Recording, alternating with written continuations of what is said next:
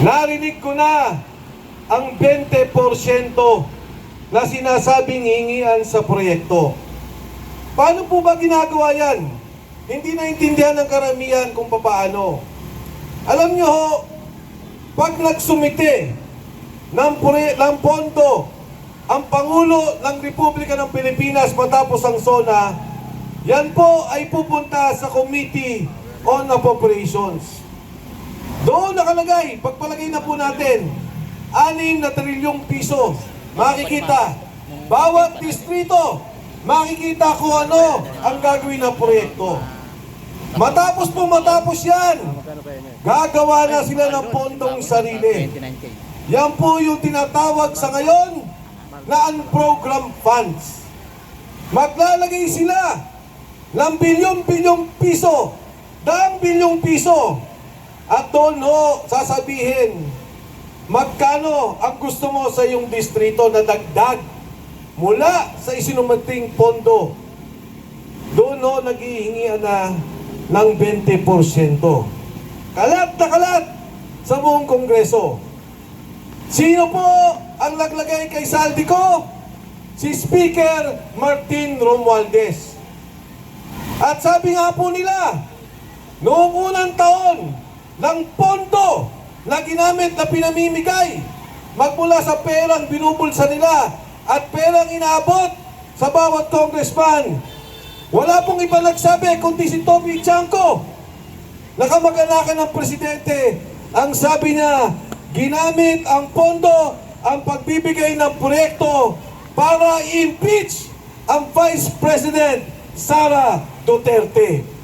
Hindi dahil sa pagkakamali, hindi dahil sa prinsipyo, hindi dahil sa pininiwala ng korupsyon, kung hindi napili ang bawat miyembro ng Kongreso para pirmahan ang impeachment na yon.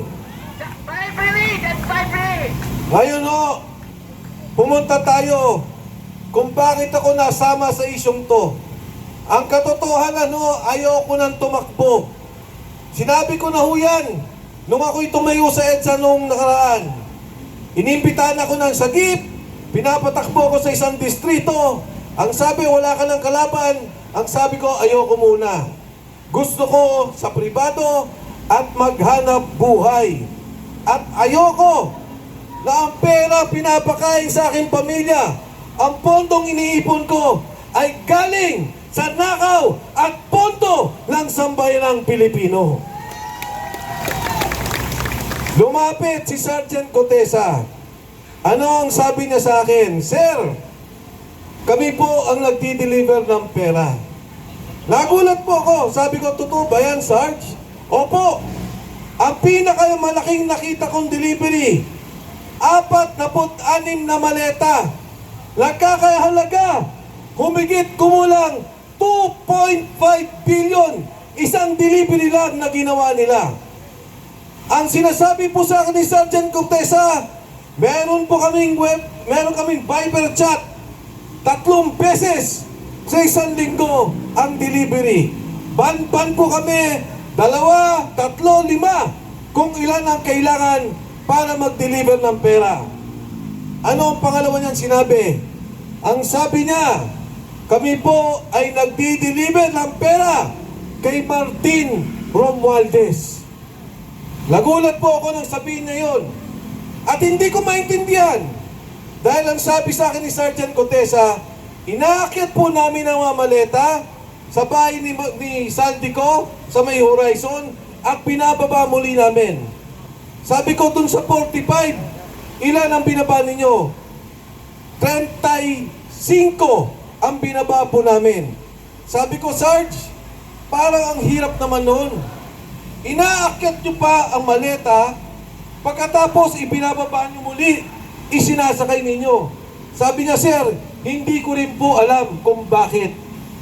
Ang sinabi pa niya, na hindi pa ho na sinabi sa komite, sir, nagulat ako. Yung Department of Health, pinahinto nila, 0 budget, dahil ayaw daw makisama nung departamento, nung kalihim ng Department of Health. Pero matapos po noon, nung nag-usap-usap sila, muling ibinalik ang pondo at dinagdagan pa. Kwento po yan ni Gutesa at sigurado ako sa kwentong yan may anomalya sa Department of Health na hindi pa natin nakikita. Lahat mayroon! Mga kasama, ng panahong yon, ang panawagan ko, imbestigahan si Martin Romualdez. Dapat! Dapat tingnan yung 90 kasama ni Gutesa at yung 2 taong sinabi ni Alcantara na alalay ni Saldico, si Paul Estrada at si Mark Teksay, 90 na mga sundalo, walang pinatawag kahit isa. Yan ang magsasabing totoo na nagdi-deliver sila ng pera. Yan ang magpapatunay, si Paul at si Mark, saan galing ang pondong to? Sa departamento ba? Sa mga congressman ba? Anong pondo ba yan? Komisyon ba yan sa customs na sinasabi ni Saldico? O yung pera na galing sa asukal, sibuyas at bigas na sinasabi ni Saldico na pinagperahan ng gobyernong ito?